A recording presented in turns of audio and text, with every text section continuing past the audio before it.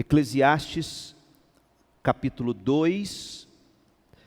Nós chegamos ao capítulo 2, mas antes de desembrulharmos os primeiros versículos desse capítulo, nós faremos bem se nós revisarmos o que a gente viu até este ponto. E a intenção com esta revisão é buscar, à luz do contexto imediato desta nossa passagem, à luz do contexto, iluminará o texto, e assim sendo, nós conseguiremos entender a ideia central dessa perícope ou desse trecho, e a partir daí a gente vai poder interpretá-lo e trazer para a nossa vida as lições. É assim que a gente lê e interpreta a Bíblia. A gente lê o texto em seu contexto, à luz do contexto, do próprio texto, nós enxergamos a ideia central, e aí a gente pega essa ideia central se torna o tema da passagem, e também o texto contém ideias secundárias, que vão ser os argumentos que vão sustentar a ideia central do texto. Então vamos ao contexto. Nós dividimos Eclesiastes em três partes, em três grandes partes. A primeira parte, do verso 1 ao 11 do capítulo 1, nós temos a premissa de Salomão. Eclesiastes 1, de 1 a 11, Salomão lança o alicerce do seu argumento, que é: tudo é sem sentido ou vaidade. E aí, a partir do verso 12 do capítulo 1, até o verso 12 do capítulo 6, nós temos a segunda grande divisão do livro. Salomão, como mestre que era, inclusive da literatura, ele que escreveu centenas de provérbios, ele era um homem sábio com palavras, e ele, tendo lançado a premissa dele, ele passa a prová-la. A prova de Salomão de que tudo é sem sentido e vaidade. Capítulo 1, verso 12, ao capítulo 6, verso 12. E aí, a partir do capítulo 7, Salomão começa a pregar.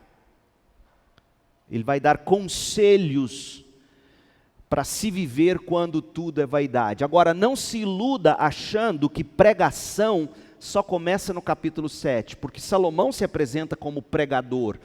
A forma como ele apresenta a sua premissa, a forma como ele coloca as provas da sua premissa, ou para a sua premissa, é na forma de pregação. E aí, do capítulo 7 até o fim do capítulo 12, nós temos a aplicação para tudo que Salomão vem falando. Então, na premissa, capítulo 1, de 1 a 11, Salomão se apresenta no verso 1, ele introduz ou declara o tema no verso 2, nada faz sentido, diz o mestre, nada faz o menor sentido. A vida debaixo do sol parece ser fútil, parece ser sem sentido, e os versículos de 3 a 11 ilustram para nós o tema, quando Salomão, então, no capítulo 1, de 3 a 11, começa a nos mostrar ciclos intermináveis e aparentemente sem sentido na natureza criada por Deus e na própria história.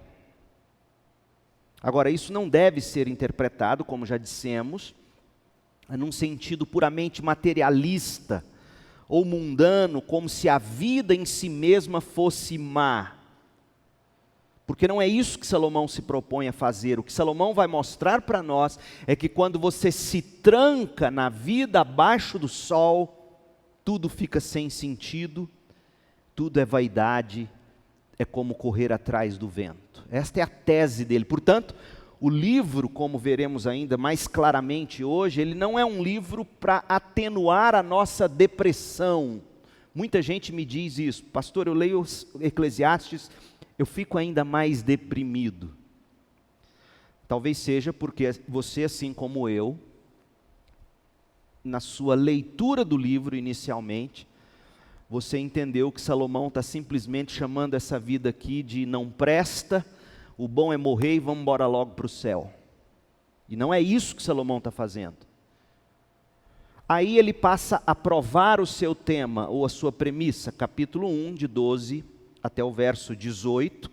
Salomão descreve a busca incansável por significado, por satisfação, e ele explora todos os recursos vastos que ele possuía, e ele começa com a sabedoria, capítulo 1, de 12 a 18, mas no fim do capítulo 1 ele descobre o seguinte, verso 18, capítulo 1, quanto maior a sabedoria, maior a aflição, quanto maior o conhecimento, maior a tristeza.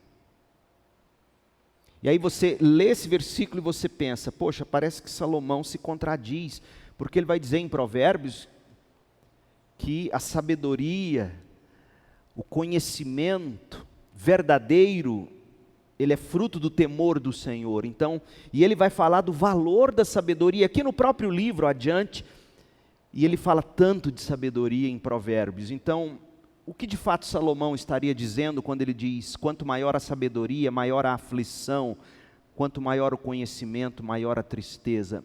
Ele parece estar nos dizendo o seguinte, fazer o diagnóstico correto da vida e não saber como curá-la é uma desgraça. Pode ser caótico você constatar problemas sem saber como tratá-los no final. Eu, por exemplo, embarquei numa jornada, dentre tantas coisas que eu estou lendo ultimamente, eu estou lendo e ouvindo as palestras daquele escritor que se tornou best-seller, aquele israelita, o Yuval Noah Harari.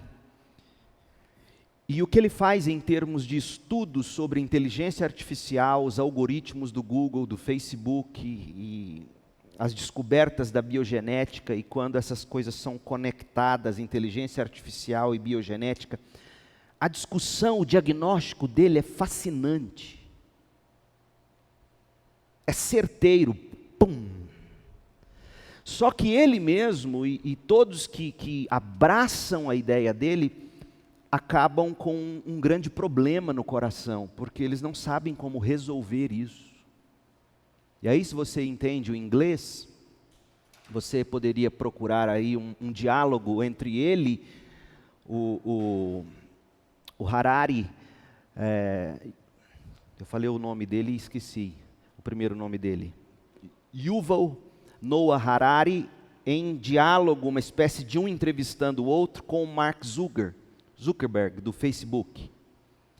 E como é inteligente a discussão deles. E como eles fazendo as constatações, os diagnósticos certos, não têm respostas. É desesperador.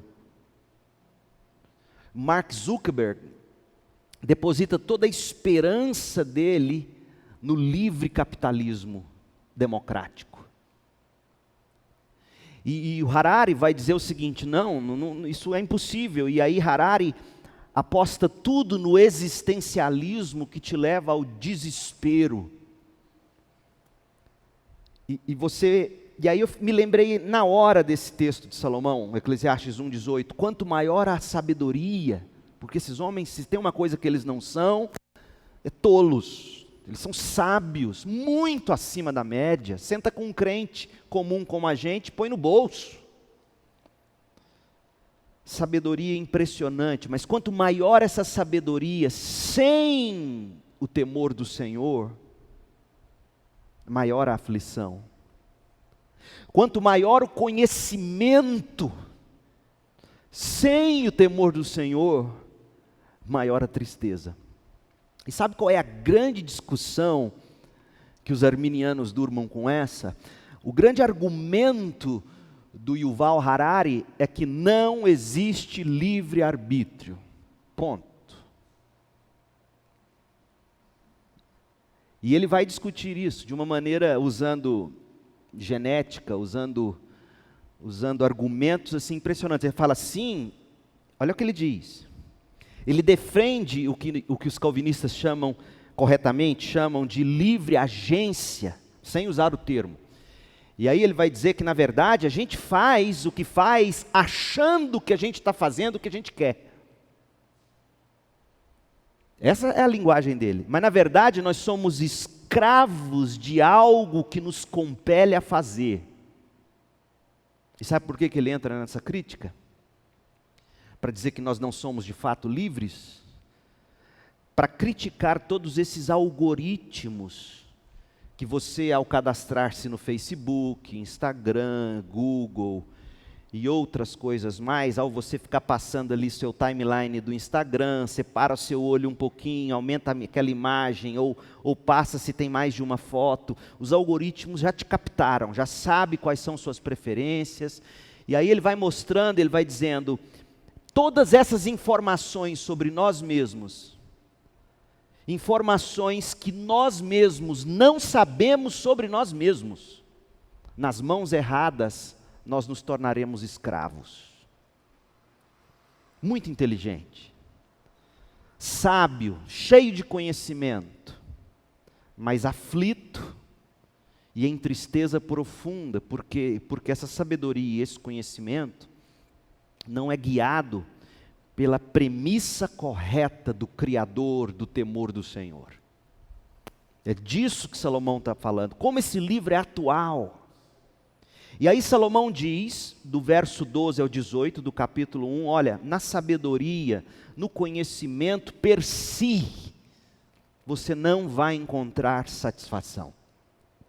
Foi disso que ele tratou, quando ele começa a defender a premissa dele, de que tudo é vaidade, de que tudo é sem sentido, ele diz, olha, não caia na besteira de achar que se você ler todos os livros do Harari, ouvir todos os podcasts, ler todos os filósofos, ler todos os livros, não caia na ilusão de achar que se você fizer isso, pelo simples prazer de se achar conhecedor de muita coisa, sem o temor do Senhor que te leva a aplicar isso em vida de piedade, de forma prática, você vai acumular maior aflição e maior tristeza sobre a sua vida. Converse com quem fica mergulhado nos laboratórios científicos, por exemplo, e de repente se dão com epidemias como a que a gente está enfrentando, e eles falam, poxa, nós não temos controle. Conversa com sociólogos, cientistas sociais, que começam a chegar à constatação, o prognóstico que eles fazem com base no que eles já enxergam da sociedade até aqui. Há casos, como eu ouvi o Os Guinness dizendo, um grande sociólogo cristão, casos em que ele conta de um grande sociólogo, Peter Berger, em que ele entrou em depressão profunda, porque o conhecimento das ciências sociais e os resultados que ele colheu, o fez se tornar profundamente pessimista acerca da vida. Então a sabedoria, sem o temor do Senhor, ela vai te fazer ser mais aflito e mais triste do que sempre. Então você que está começando o ano agora e talvez estudando, volta às aulas, faculdade, cursinho, enfim. Entenda que esse conhecimento, e ele é valioso, ele não é apenas para se passar no vestibular, é para você construir a vida, para você ter a sabedoria de sentar numa roda e saber discutir os pontos de entrada e de saída de um homem como Noah Harari.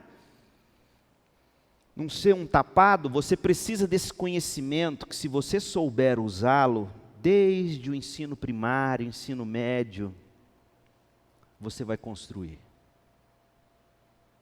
Poxa, conversando com um irmão da nossa igreja, que é defensor público, dizendo que a primeira coisa que ele olha numa estagiária que ele vai contratar, ou num estagiário, é se ele sabe escrever português.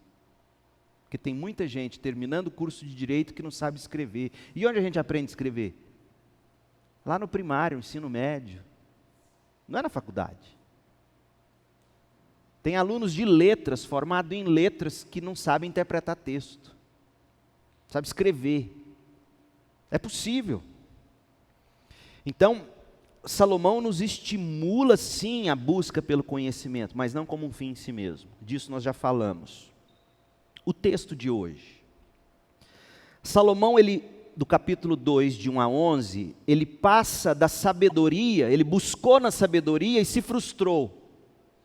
E aí ele passa para o riso, ele passa para o prazer, ele passa para o vinho. E depois ele se volta para os grandes projetos, para a fama, para mulheres, para a riqueza. Mas todas essas coisas o levaram ao vazio. E ele conclui no verso 11, não havia nada que valesse a pena debaixo do sol. Então a premissa é, tudo é vaidade. A prova disso, a monotonia da vida, capítulo 1. A sabedoria não promove alegria, capítulo 1. O prazer, o riso, o vinho, mulheres, fama, coisas grandes, não dão prazer. Com isso em mente, a gente está pronto para ler o capítulo 2, de 1 a 11, que diz assim: disse a mim mesmo, venha, vamos experimentar o prazer, vamos procurar as coisas boas da vida. Descobri, porém, que isso também não fazia sentido. Portanto disse, o riso é tolice. De que adianta buscar o prazer? Depois de pensar muito, resolvi me animar com vinho. E enquanto ainda buscava a sabedoria, apeguei-me à insensatez. Assim, procurei experimentar o que havia de melhor para as pessoas em sua curta vida debaixo do sol. Dediquei-me a projetos grandiosos, construindo casas enormes e plantando belos vinhedos. Fiz jardins e parques e os enchi de árvores frutíferas de toda espécie. Construí açudes para juntar água e regar meus pomares verdejantes. Comprei escravos e escravas e outros nasceram em minha casa. Tive muito gado e rebanhos, mais que todos os que viveram em Jerusalém antes de mim. Juntei grande quantidade de prata e ouro, tesouros de muitos reis e províncias. Contratei cantores e cantoras e tive muitas mulheres, muitas concubinas. Tive tudo que um homem pode desejar. Tornei-me mais importante que todos os que viveram em Jerusalém antes de mim e nunca me faltou sabedoria. Tudo que desejei, busquei e consegui. Não me neguei prazer algum, no trabalho árduo encontrei grande prazer, a recompensa por meus esforços. Mas ao olhar para tudo que havia me esforçado tanto para realizar, vi que nada fazia sentido, era como correr atrás do vento. Não havia nada que valesse a pena debaixo do sol. Que título você daria para esta perícope, para este parágrafo? Eu sugiro prazer sem sentido. Eclesiastes 2, verso 1, deixa registrado o que Salomão diz à sua própria alma. Verso 1, disse a mim mesmo, venha, vamos experimentar o prazer. E o verbo experimentar aqui traz a ideia de vamos praticar um experimento, é algo meio que até científico. Venha, vamos estudar a possibilidade do prazer. Vamos procurar as coisas boas da vida. Descobri, porém, que isso também não fazia sentido. O verso 1, gente, é o ser humano em ebulição dentro de si mesmo. É o homem em busca de alívio para as angústias. É o homem em busca de alento para a consciência.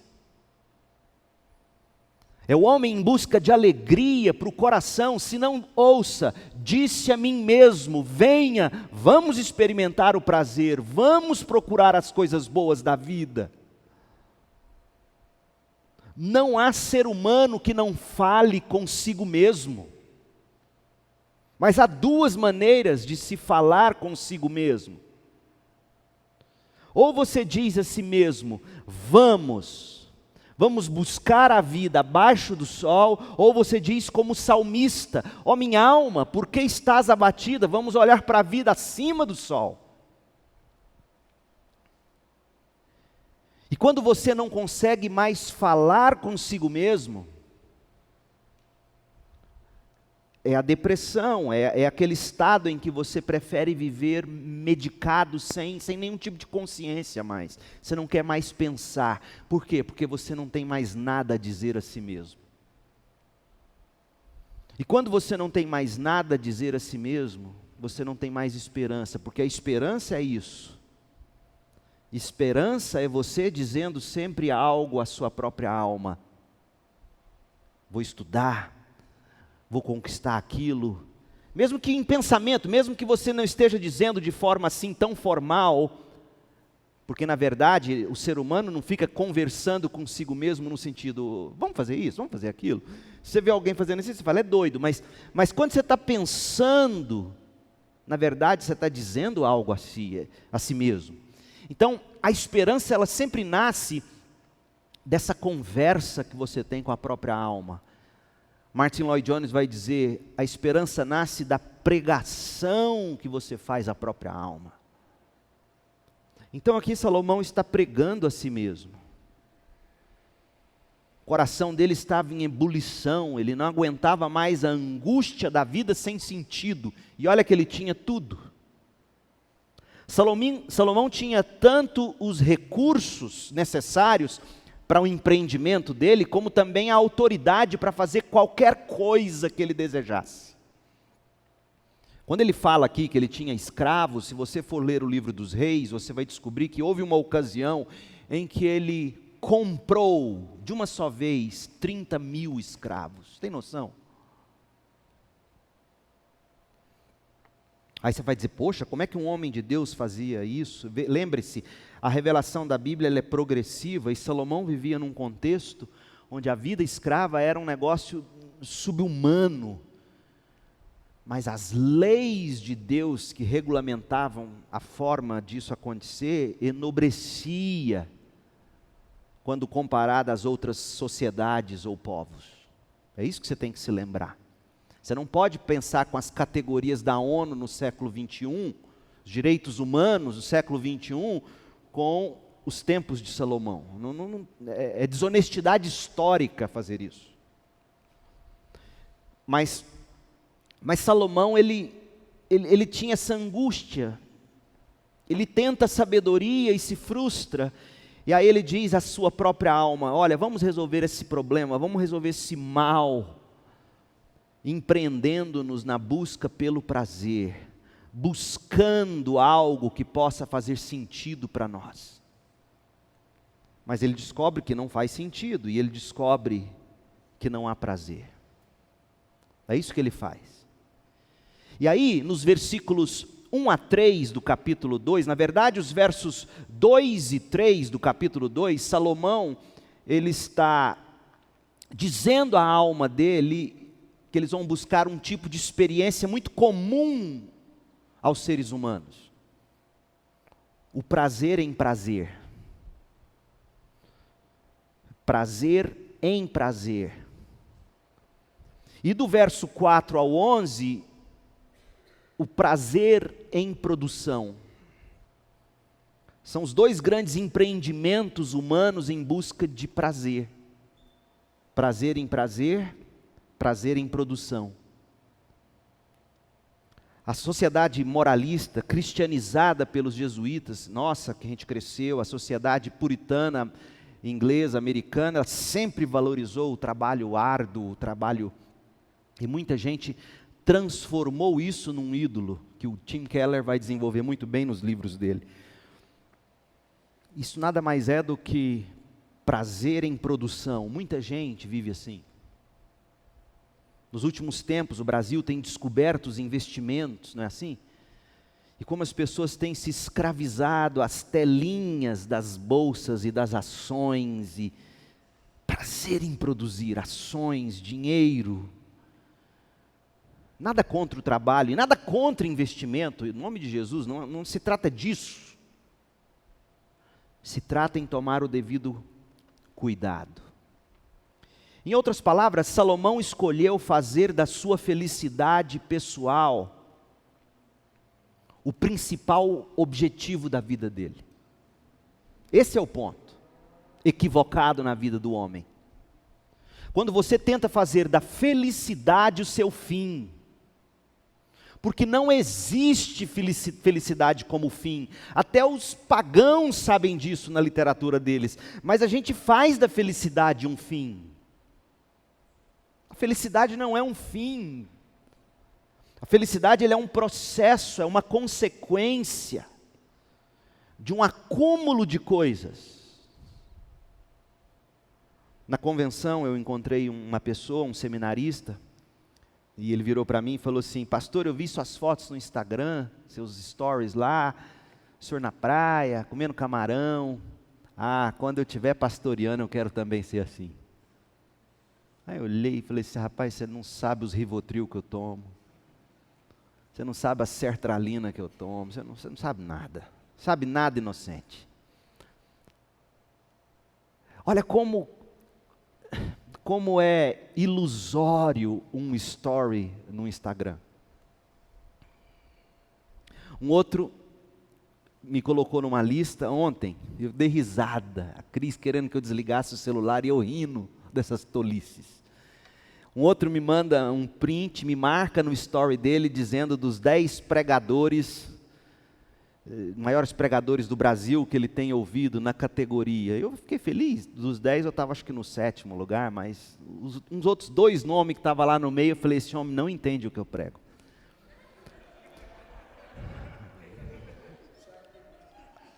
Aí, ele me manda uma mensagem no privado, eu vi, botei o coraçãozinho, né? Aí ele me manda uma mensagem no privado e diz assim: pastor, eu estou seguindo o senhor, que prazer te conhecer e tal, me segue lá. Olhei no Instagram dele, acho que tinha 14 mil seguidores, enfim. Aí fui, segui. Aí passa um pouquinho, um stories dele. Ele fez um print da tela, dizendo, ela falou assim: que prazer ser seguido por um dos maiores pregadores do Brasil. Mas eu falei, larga de ser tolo, tadinho. Fiquei com dó. Como é que ele é escravo disso? Meu Deus do céu. Então, quando você faz da sua felicidade o fim da sua vida, você se lasca. Porque felicidade não é ponto de chegada, é fruto de um processo, fruto de um estilo de vida, fruto de um amor no objeto certo. Então, no primeiro experimento dele, Salomão ele vai tratar do prazer em prazer, ou prazer no prazer. Olha o que ele faz, verso 2. Ele pregou a alma dele, ele conversou com a alma dele, aí no verso 2 ele diz: portanto disse, o riso é tolice. Ou seja, não é que ele não queria rir, ele já tinha rido bastante para descobrir que rir é tolice. Se você busca no riso o prazer, coringa, quem busca no riso o prazer é tolo. É isso que ele está dizendo. De que adianta buscar o prazer? Não é que ele está dizendo, não busque prazer, é que ele já tinha buscado bastante prazer em prazer para dizer, não adianta. E depois de pensar muito, resolvi me animar com vinho. O que ele pensou? Falou assim, tentei dar risada com a cara limpa, não adiantou, tomei uns goró. Agora bêbado vai ser melhor. E olha que ele usa o cérebro para fazer isso. Esse é o ser humano. O ser humano usa uma das coisas mais lindas que Deus criou, que é a nossa capacidade de pensar. E ele está pensando um meio de fazer o riso dele ter prazer e de fazer o prazer dele ter prazer. E aí ele diz: eu vou me encher de vinho. E Paulo vai dizer o quê? Não vos embriagueis com vinho, há dissolução. Encha-se do Espírito Santo. Porque quem é cheio do Espírito Santo, produz o fruto do Espírito. Que dentre outras coisas é o quê? Alegria. E alegria não é sinônimo de risada. Por incrível que pareça, é possível chorar com um coração experimentando alegria. Paulo diz isso. 2 Coríntios 6:10, entristecidos, mas sempre alegres. Há um tipo de choro, fruto da tristeza, mas que ao mesmo tempo te leva a um gozo. Inexplicável isso. Só quem já passou por isso em Cristo sabe que é possível. Então Salomão está usando aqui o raciocínio dele, e não faça isso com o seu.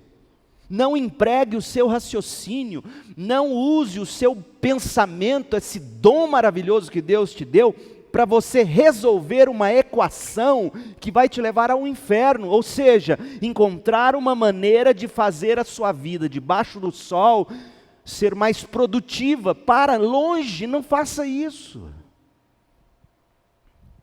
E ele diz, e enquanto ainda buscava a sabedoria, porque agora ele tentou ser um sábio bacana, porque lá no início ele tentou ser um sábio careta, ele não bebia e não festava. Então agora ele é um nerd festeiro. É isso que ele está dizendo. E enquanto ainda buscava a sabedoria, eu me apeguei à insensatez. O que significa isso? Sensatez na Bíblia, especialmente no contexto da literatura de sabedoria, está ligada, não é à burrice, mas ao sexo livre, à bebedeira. A insensatez é isso. A tolice de viver a vida como se não existisse um Criador a quem nós devemos conta. Então ele diz, eu tentei me manter nerd em busca de sabedoria, mas agora bon vivant. Assim procurei experimentar o que haveria de melhor para as pessoas em sua curta vida debaixo do sol. Procurou do bom e do melhor. Se fosse nos termos de hoje, o melhor carro possível que o dinheiro pode comprar. O melhor celular, a melhor roupa, a melhor casa. O melhor de tudo. Agora veja, Salomão e a Bíblia, o povo hebreu, por assim dizer, sempre acreditou que Deus criou o homem para desfrutar as bênçãos da criação. Deus não tolhe o ser humano do prazer. Por exemplo, se você ler o Salmo de número 104, você vai descobrir que o salmista ele está ali cantando uma ode ao Deus Criador dessa maravilhosa criação. Paulo, que era um homem tão restrito, por assim dizer, na cabeça de muita gente, um homem de mente fechada, olha o que ele diz, 1 Timóteo 6, 17. Olha o que ele diz sobre o prazer. Ensine aos ricos deste mundo que dê seu dinheiro aos pobres e fique pobre. Não é essa a orientação. Ensine aos ricos que não se orgulhem nem confiem no dinheiro. Continue rico, não tem problema. Mas que o dinheiro não seja o seu ídolo. Por quê? Porque isso é incerto. Sua confiança deve estar em Deus. Por quê? Aí ele explica. Deus que provê ricamente tudo de que necessitamos. Ponto. Não, ele continua. tudo de que necessitamos para nossa satisfação. Ponto. O cristianismo não te tolhe de satisfação. Como eu ouço pessoas dizendo, não, eu larguei a fé porque, olha, não pode. Então você não conheceu o cristianismo. Você conheceu regras. Você conheceu leis. Então a questão com a qual Salomão está debatendo, portanto, não é o prazer, não é a alegria, não é a satisfação em si. Ele não está condenando isso. O ponto é o seguinte: qual é o objeto desse seu sentimento de alegria? Desse seu prazer, dessa sua satisfação? E Salomão diz, eu busquei prazer em prazer. E nessa busca de prazer em prazer, ele se regou de vinho e muito boa comida. Leia, por exemplo, comigo, 1 Reis 10, 21. Veja como eram os utensílios da mesa desse homem. Todas as taças do rei Salomão eram de ouro, e todos os utensílios do palácio da floresta do Líbano. Olha onde localizava-se o palácio, floresta do Líbano. Todos os utensílios, todas as taças eram de ouro puro. E o autor do livro de Reis explica, não eram de prata. E sabe por que não era de prata? Porque nos dias de Salomão a prata era considerada um metal sem valor. Ou seja, ele bebia em copos de ouro, ele comia com talheres de ouro, utensílios de ouro à mesa. Que tipo de comida entrava no palácio? 1 Reis 10, 22.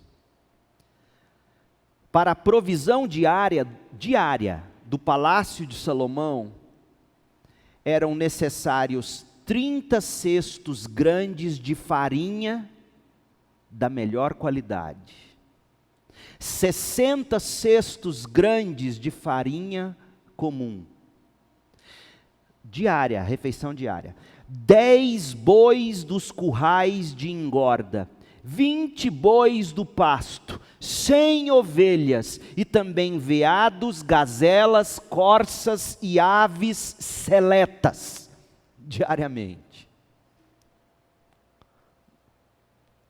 Loucura isso aqui. Loucura até nos termos de hoje. Tudo isso apimentado com bastante ostentação, sexo e diversão. Porque olha o que ele vai dizer em Eclesiastes 2:8. Imagina essa mesa posta com utensílios de ouro, todo esse banquete, e o que acontecia na atmosfera. Presta atenção, Eclesiastes 2:8. Juntei grande quantidade de prata e ouro, tesouros de muitos reis e províncias. Isso aqui é ostentação, muita ostentação. Esses DJs aí, com aquelas correntinhas, imagina Salomão com aquele ouro todo. Por que eu falo do tstum? Porque olha o que ele diz aqui: contratei cantores e cantoras, Paula Fernandes, Jorge Mateus. Pensa, como é que chama o show que faz aqui todo ano? Vila Mix. Salomão tinha sua própria Vila Mix. Então, ostentação, música e muitas mulheres. Aí ele conclui, talvez tenha faltado alguma coisa, mas só isso, só dinheiro, comida, mulher, música. Aí ele fala, para não ter dúvida, ele diz assim, tive tudo que um homem pode desejar. Tudo que um homem deseja, eu tive. Mas quando a festa terminava, e quando Salomão examinava o coração, o que vinha era insatisfação e vazio. Na verdade, Salomão se sentia um tolo. Como homens, por exemplo, que procuram prazer em mulheres e não com mulheres. buscam prazer em mulheres e depois do gozo, literalmente, o desejo que ele tem é de mandá-la embora, como já ouvi muitos dizerem. O que Salomão está dizendo é que, quando terminava tudo isso, sabe como é que eu me sentia? Ele diz isso no verso 2. Eu me sentia assim, Eclesiastes 2:2. O riso é tolice. Não adianta nada eu buscar o prazer desse jeito. E quantos jovens achando que são nessas coisas que eles vão encontrar prazer. Dinheiro para fazer o que quer, mesmo que seja coisa boa. Não é o dinheiro, não é a condição financeira, não é a mesa farta, não é a ostentação, não é o sexo, não é a música boa, não é nada disso. Não são as gargalhadas. Esse mesmo Salomão que diz se sentir tolo, vazio, insatisfeito, com o sentimento de que não adiantou nada, esse mesmo Salomão escreveu Provérbios 14:13, que diz assim: o riso pode esconder o coração aflito, mas quando a alegria se acaba, a dor permanece. Sabe aquela pessoa de quem você ouviu falar, poxa, eu não esperava isso, fulana suicidou-se. Ninguém esperava isso. Vivia sorridente. Provérbios 14:13. O riso pode esconder o coração aflito. Você olha para a pessoa, ela está sorrindo o tempo todo, mas você não sabe que o coração está aflito. E o resultado de quem tenta se enganar com o riso é que quando a alegria acaba, a alegria daquele riso momentâneo, a dor está lá. É disso que Salomão está falando em Eclesiastes 2, de 1-4. Honestamente, este é ou não é o retrato do mundo de hoje, gente? Agora, rapidinho, por que essa busca do prazer no prazer nunca vai nos satisfazer? Deixa eu te dar pelo menos 3 motivos. Porque a busca no prazer, pelo prazer, é um esforço egoísta. Quem busca prazer em prazer, o que essa pessoa de fato quer é prazer. E nessa busca em ter prazer, ela vai fazer o que for necessário. Ela vai usar você, ela vai machucar você.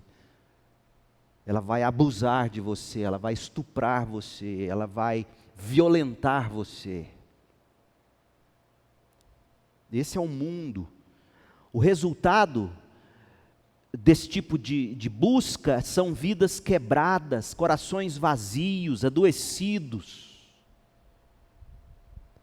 Então, quando você lida com mulher como Salomão lidava, por exemplo, ou seja, eu contrato mulheres, eu compro escravos, quando você vive essa vida de querer ostentar o cabelo, de querer ostentar a barba, de querer ostentar o que tem, de querer...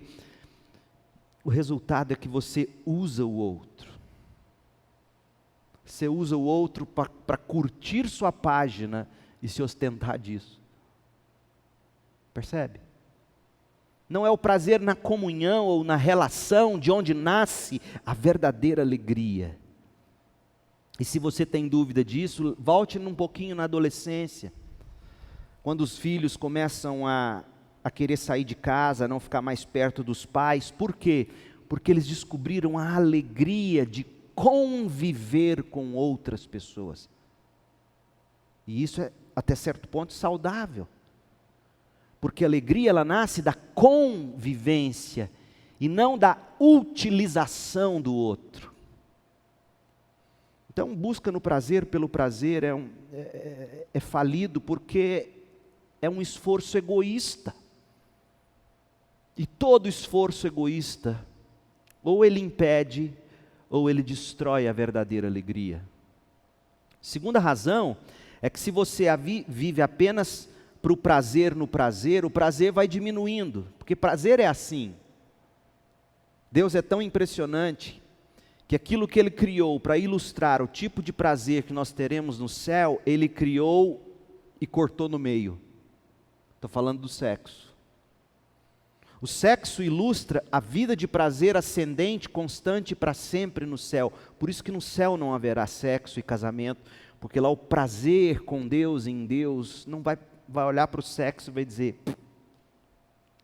Mas até mesmo o sexo, ele tem o ápice, o gozo e o corte. Isso nos diz muita coisa sobre o prazer do lado de cá do céu. E aqui, meu povo, longe de querer ser obsceno ou vulgar, um homem não permanece ereto por horas e horas e dias e anos ou para sempre, porque é uma forma de Deus dizer para nós claramente: prazer nenhum se sustenta eternamente na vida debaixo do sol, por mais que seja digno. Eu não criei vocês para desfrutar o pleno prazer nesta vida. Então, e o ser humano, ele não entende isso, e ele quer isso, e aí ele inventa o Viagra. Porque ele quer manter o prazer, ele quer manter a vibração, e ele quer ter controle sobre isso.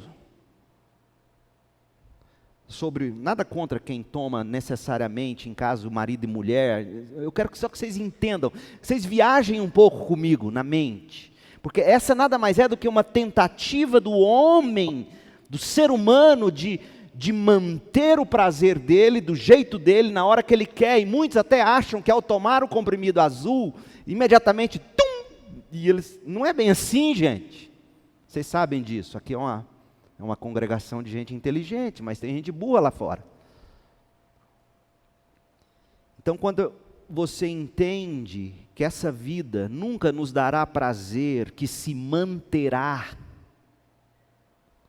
Deus dá um filho a pais, Deus leva o filho dos pais, Deus dá um cônjuge, Deus leva o cônjuge. Que Deus é esse? Alguns batem no peito e brigam e dizem: que Deus é esse? Que Deus é esse? Esse é um Deus, como eu vou ler para vocês daqui a pouco, como disse C.S. Lewis, que criou o prazer nesta vida depois da queda, para nos dizer que nenhum prazer vai se sustentar ou vai nos manter plenos nesta vida. É um Deus que quer que você e eu paremos de olhar para o prazer pleno aqui, sabedores de que ele só será pleno em Cristo na glória. Esse é o Deus. Então, a melhor maneira de se chorar um filho que Deus leva, um cônjuge que Deus leva, alguém, a melhor maneira de se chorar isso é dizer: Deus, dói, obrigado, o Senhor me deu, mas eu terei prazer eterno, e o Senhor me ensina que eu não devo me agarrar a nada nesta vida debaixo do sol. É assim que um crente chora um luto. Obrigado, meu Deus, obrigado pela minha mãe, obrigado pelo meu pai, obrigado pelo meu filho, obrigado pelo meu cônjuge, seja quem for que você ama e que Deus te deu e depois te tomou. Diga: Deus, obrigado, foi muito bom o tempo que durou, mas o Senhor me ensina com isso, de que a vida aqui não é eterna e o meu dia chegará. Isso é entristecido, mas sempre alegre.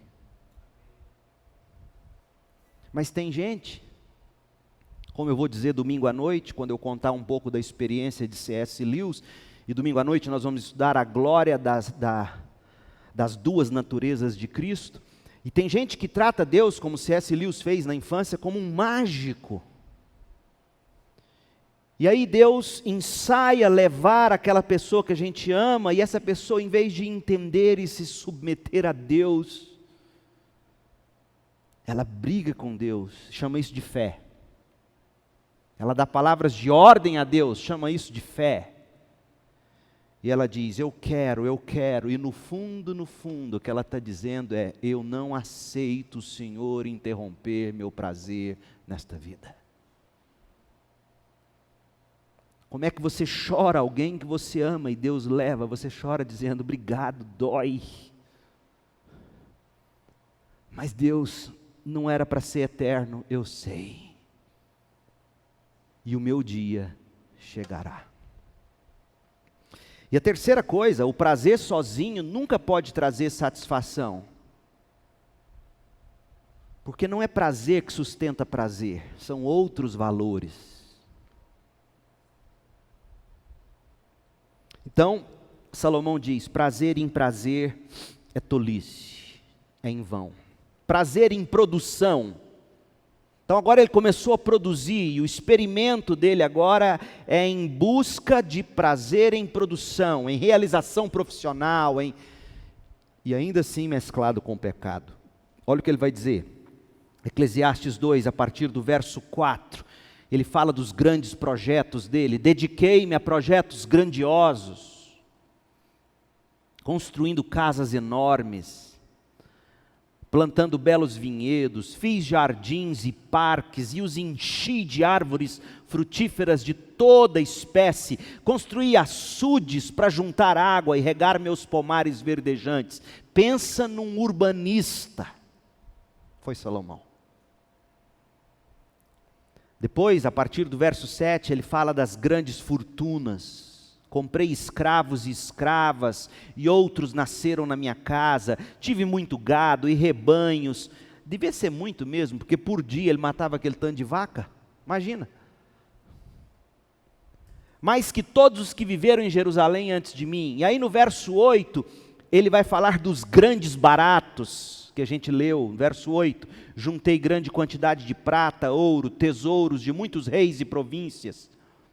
E aqui ele não está destacando só o ouro e o tesouro que ele conquistou, não. Ele tá se gabando da conquista bélica.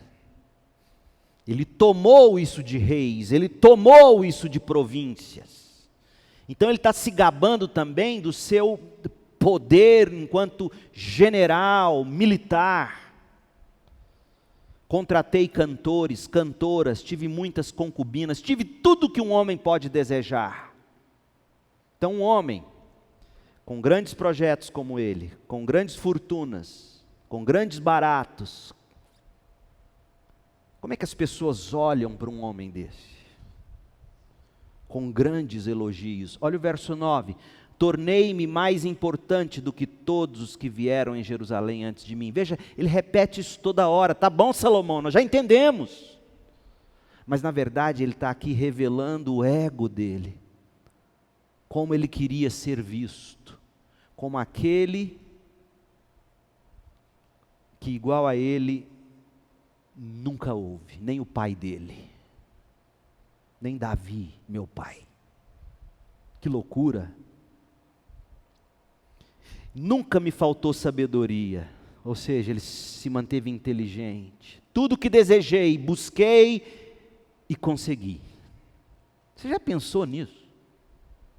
Então se você está frustrado achando, e se eu não conseguir? Gente, deixa eu te dizer uma coisa, pode ser que você consiga tudo o que você queira na vida, e você chegue no fim e diz, eu sou um tolo, não adiantou nada.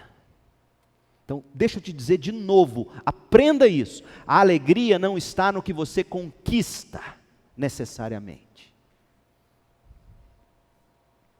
Não me neguei prazer algum, trabalhei duro, encontrei grande prazer, a recompensa por meus esforços, mas ao olhar para tudo que havia me esforçado tanto para realizar, vi que nada fazia sentido, era como correr atrás do vento, não havia nada que valesse a pena debaixo do sol. Gente, Salomão está dizendo, eu testei todos os prazeres, toda a sabedoria,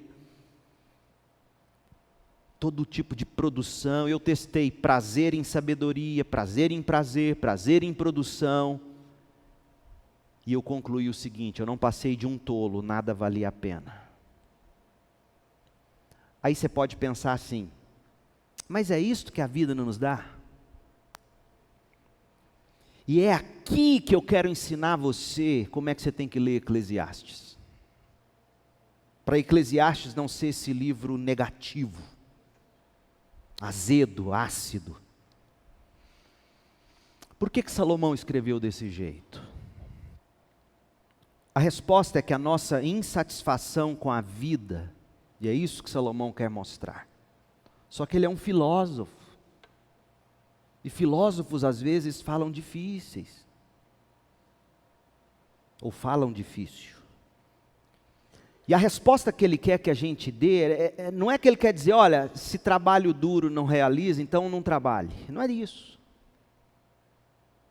Não queira ficar rico. Não é necessariamente isso que ele está condenando. Ele está ensinando você a dizer o seguinte, e o segredo está aqui na última frase, verso 11. Não havia nada que valesse a pena debaixo do sol. Ele está dizendo o seguinte, a vida só vai fazer sentido quando você aprender a olhar a vida com as lentes da realidade acima do sol. E aí eu vou citar para você C.S. Lewis, 2 citações que para mim são impressionantes, extraídas do livro Cristianismo Puro e Simples. Se você nunca leu, você tem que ler e reler e reler. É fenomenal. C.S. Lewis vai dizer que se todos os prazeres debaixo do sol não são capazes de satisfazer a nossa alma, o problema não está na vida ou no Criador. O problema é que a gente tem que aprender a olhar para além desse mundo, para o céu, para a vida acima do sol. Olha o que ele diz, abre aspas, a maioria das pessoas, se realmente tivesse aprendido a olhar dentro do seu próprio coração, saberia que o que se deseja, querem, ou saberia que o que se deseja, e se deseja intensamente, é algo que não pode ser obtido neste mundo. Vou repetir. A maioria das pessoas, se realmente tivesse aprendido a olhar para dentro de seu próprio coração, saberia que o que elas desejam, e o que elas desejam intensamente, é algo que não pode ser obtido neste mundo. E aí ele continua.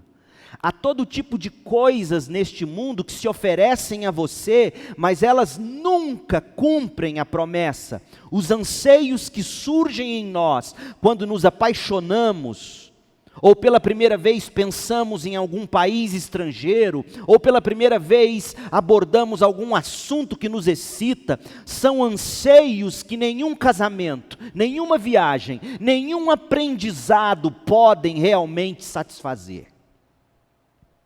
Então ele está dizendo, olha, sua primeira paixão vai te causar um negócio gostoso, mas nem mesmo o melhor casamento vai te saciar. Se você entender isso, você vai parar de cobrar tanto do cônjuge quando você casar. Porque você não vai fazer do cônjuge um Deus. Ou desta vida, a vida plena. A vida plena não é esta vida. E nem é o céu, per si. A vida plena é Cristo.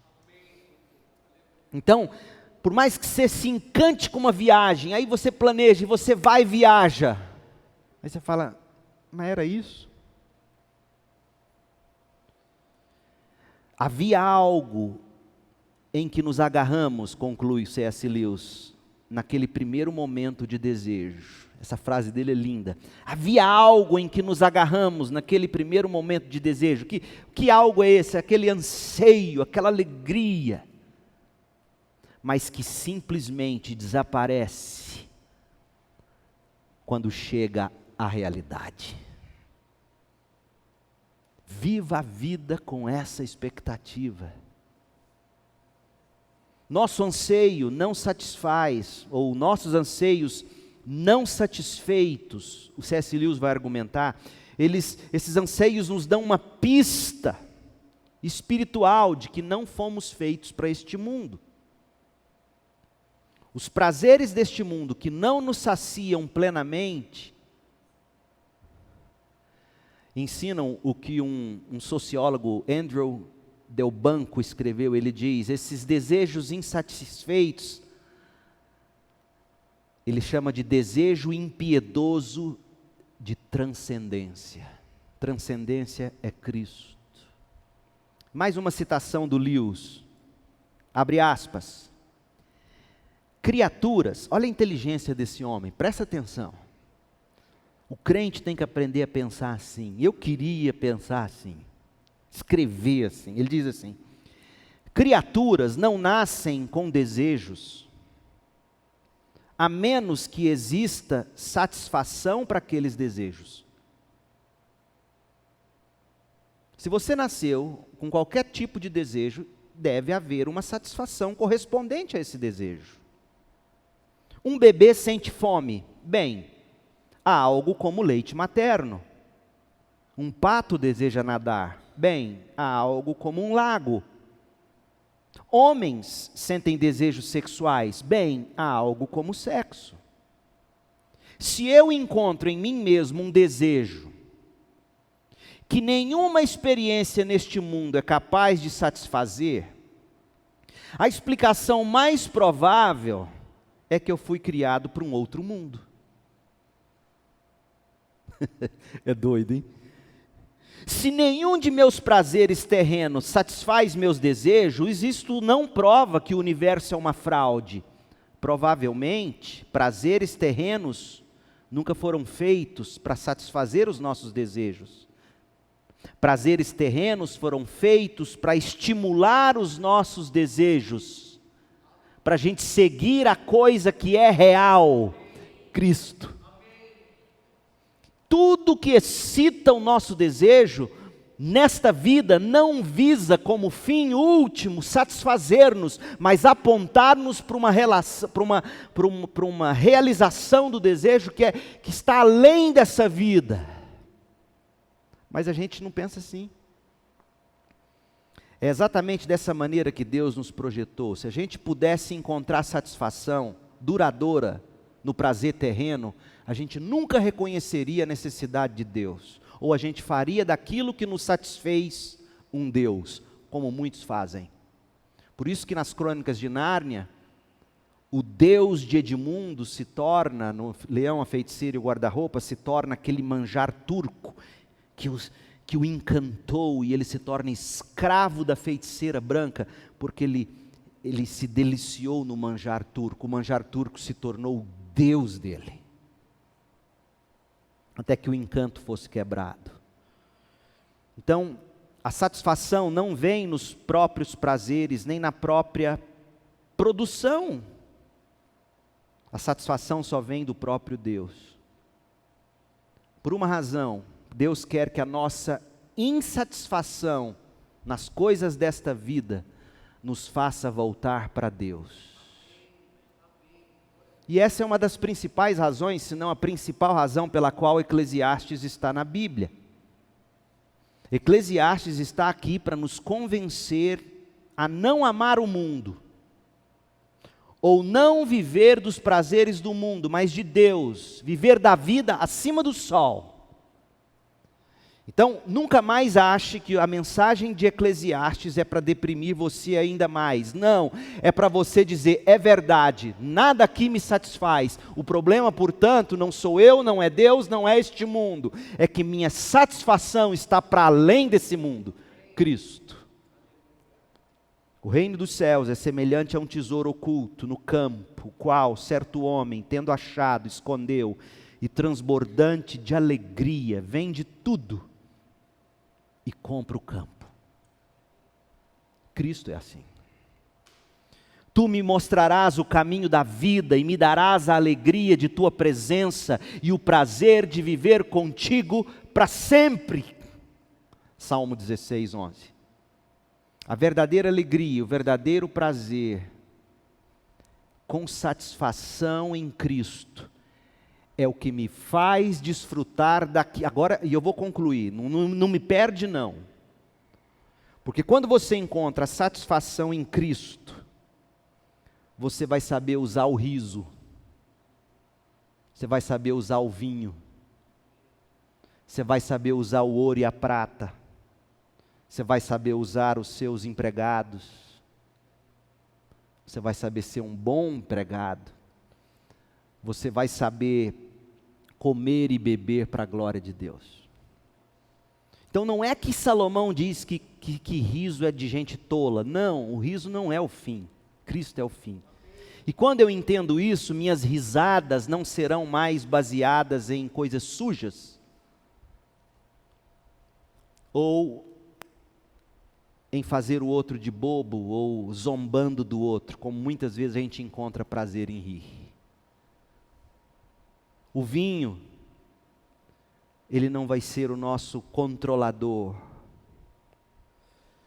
As casas que nós vamos construir não vão ser para ostentação, mas para o bem-estar da família e do outro. Então a gente prova dos prazeres de Deus e a gente descobre que os jardins que são construídos, a natureza criada, é para nos apontar para o Criador. O trabalho vai se tornar algo em que eu vou buscar ser parecido com o Criador, eu vou cumprir o meu mandato cultural de redimir essa terra e de fazer com que todos os outeiros, tudo bata palmas em louvor e adoração ao Criador. Eu entendo isso.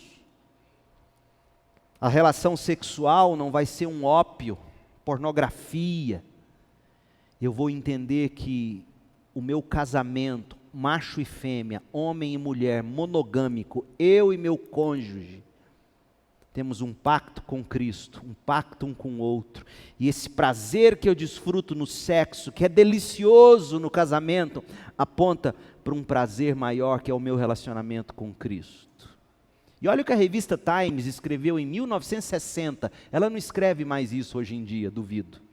Ela disse assim: quando o sexo é buscado somente por prazer, e somente para, de novo, ter sexo, ou apenas para encher um vazio, a sociedade ou a alma se torna impessoal e desesperadora.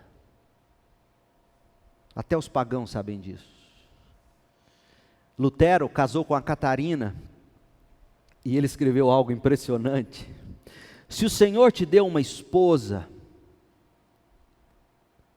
você deveria agora agarrar-se a ela e desfrutar do sexo com ela. E se você quiser exceder os limites, adicionando qualquer outro prazer, você vai se arrepender em choro eterno, em vez de obter prazer. Então Deus, gente, Ele não é um desmancha-prazeres, não é isso que Eclesiastes ensina. Eclesiastes condena o prazer sem sentido, o prazer debaixo do sol, prazer em produção, prazer em sabedoria.